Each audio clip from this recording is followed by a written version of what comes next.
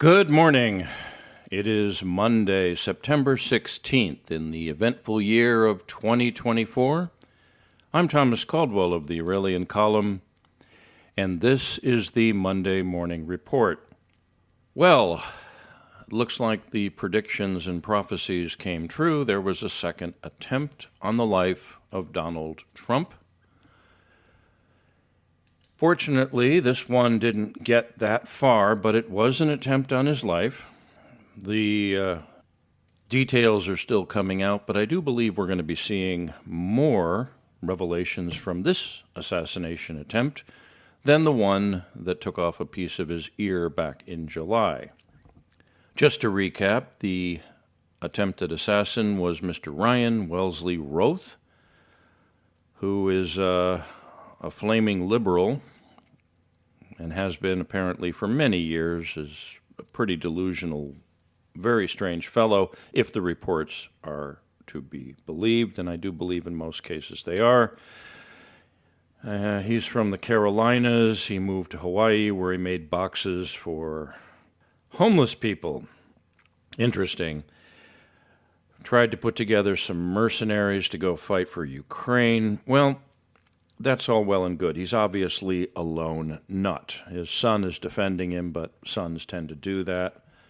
Just like every criminal out there who's committed a horrible crime had a mother that was always saying, well, he was such a good boy. The thing that's interesting about this is that nobody is asking the question yet, how did he know where to be and when to be there? Trump went to play golf with some friends. To recap what happened, the Secret Service were scouting ahead to the putting green or the hole ahead of time to make sure there was no problem. One of them saw the muzzle of an AK-47 and did what any good Secret Service agent would do under the circumstances, decide to shoot first and ask questions later.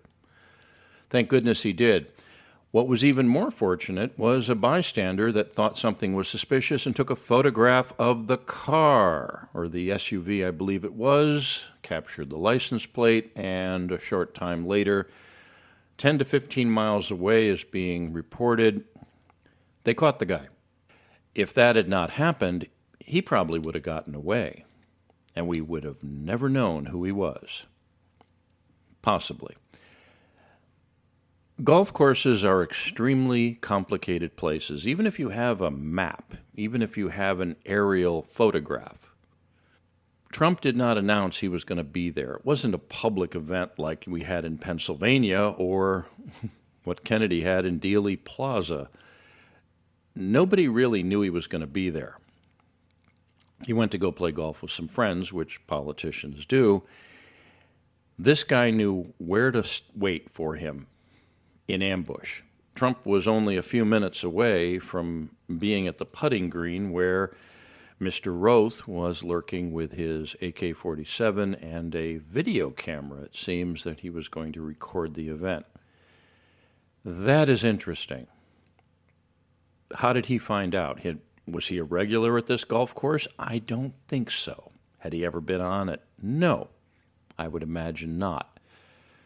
If that Secret Service agent hadn't spotted what he spotted and that bystander had not been smart enough to take a photo of the vehicle, well, it would be another very interesting morning in American history today. Fortunately, it was not.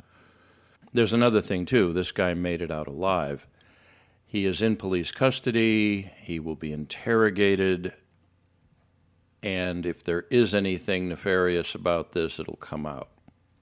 But I would love to find out how he was able to be where he was when he was. That'll be interesting.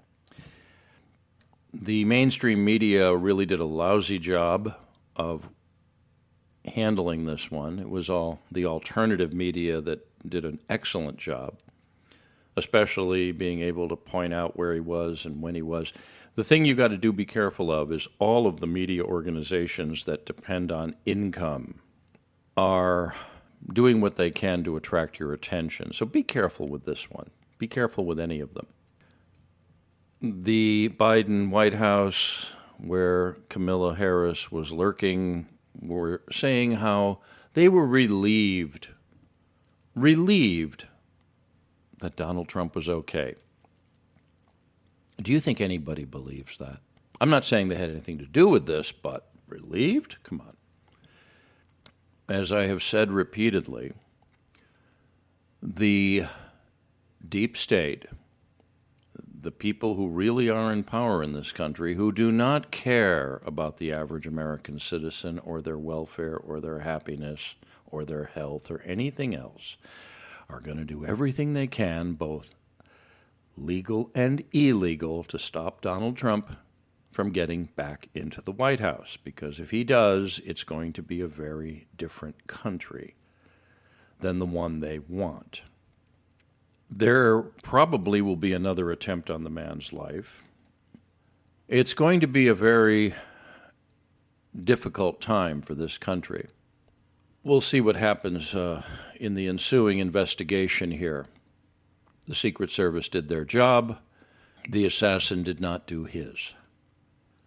Now, part of the reason why Trump is getting more and more popular, and Ms. Harris is showing this country exactly what she's all about, is the Haitian cat-eating story that you keep hearing about.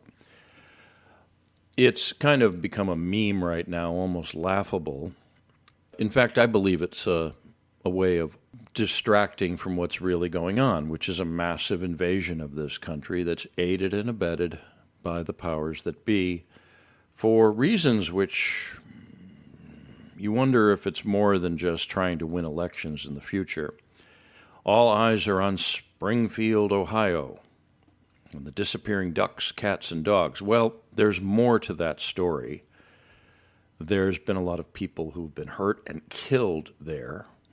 Depending on what numbers you get, a third to a quarter of the population is now from Haiti.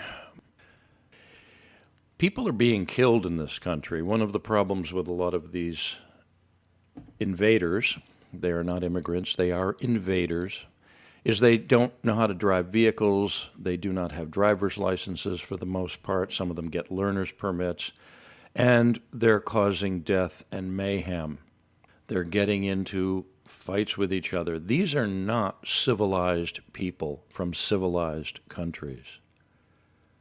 The U.S. has always had people coming from around the world. No one's debating that, but we've always been good at vetting them.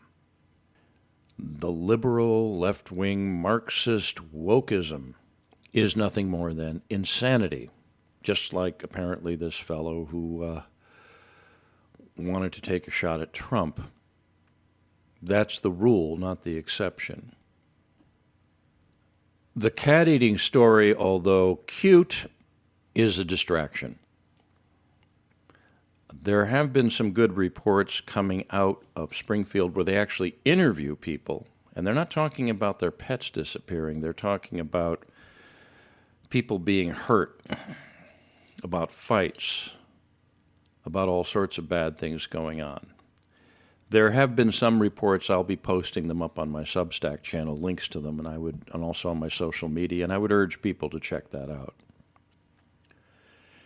Now, because there's been so much going on, I'm only going to end with one little story here that is very telling. And it is tied to, of course, the invasion issue. And those are the remarks by the Roman Catholic Pope Francis.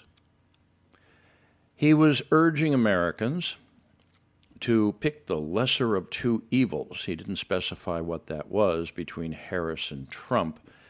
But what a lot of people found offensive, including many Roman Catholics, some I know, and asked them about this, is that he was comparing the illegal invasion of the United States, or equating it, I should say, to abortion.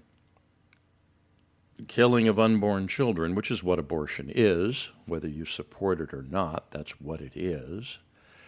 But to equate those two things as being equally evil is just underscoring exactly how far off the mark he is and that institution is. Now, a politically very incorrect thing to point out that religious organizations tied to the Roman Catholic Church, the Jewish community, and a few others have been really working very hard to bring these people into the United States and help them get settled. I don't think settled is the word for it. But we have been seeing a lot of this. The Roman Catholic Church has been helping out all these caravans coming into the country. Jewish charities have been helping as well. This has been well documented. They're not hiding it. They're not promoting it, but they're not hiding it. Religious organizations that are universalist and don't believe in borders, don't believe in national sovereignty, are doing everything they can to subvert it. Where do you think Somalians come from? Do you think they swim here? No. They're flown in. I haven't heard anything about any Islamic charities. One's tied to Islam. I'm sure they're there. But the Roman Catholic Church has done a wonderful job of subverting the laws of this country. And a lot of Roman Catholics have figured this out. This is why some bishops have been rebelling. The separation of religion and state is not something that's formal in this country. The U.S. Constitution talks about the government will not establish a religion. So if it's your religion to subvert the United States, where does that leave the rest of us? I don't know. But the Roman Catholic Church has done a wonderful job over the centuries of getting involved in politics, overthrowing governments, starting wars. Ask anyone who was in the Crusades. But I think this is just the last gasp of it. And you'll probably see a rebellion within that institution, which has done a lot of good in this world. I'm not going to deny that. But you're probably going to see a rebellion within that institution as well. At least if what I'm hearing from Roman Catholic colleagues and friends is true, they're angry. They don't buy it. And when the peasantry gets angry, eventually they win. Anyways, what's ahead here is I'm going to urge people to try to remain sane. If something had happened to Mr. Trump yesterday, it would be a very different morning today. But I don't think they're going to give up, and I do think there's a they at this point, and I think most of us believe that and agree with it. There's a concerted effort to subvert the United States. The Biden administration looks to be trying to start a war with Russia. That's another story, which a lot of us have been following. Allowing the Ukrainians to use long-range Western-made missiles on Russia. Wow, where is that going to lead? This is something the average person has a hard time grasping, no matter what country you come from, no matter what belief system you have. There are people who are so addicted to power that they don't care what impact it has on the world around them. This was much of the theme in the novels Lord of the Rings. Gollum, good example. Power, the most addictive substance known to man. Power. And the people at the head of our affairs in the United States are the worst junkies of all. Hold on to your hats, boys and girls. It's going to be a very, very interesting autumn. That's it for today. If you appreciate these reports, please like and subscribe, and do consider a paid subscription. That would really help a great deal.